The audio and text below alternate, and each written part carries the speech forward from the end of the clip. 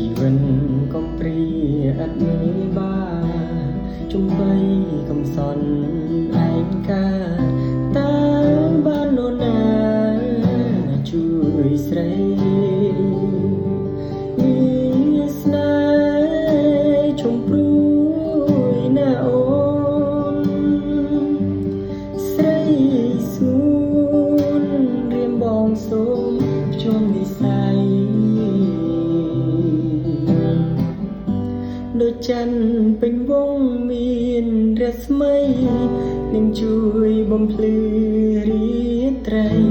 ចៃដន្យជុំស្រីគឺព្រេងវាសនាព្រៃឈរភូមិថ្មីដីចំកាលើស្រីតូចជុំទៅជាចិនមកចង់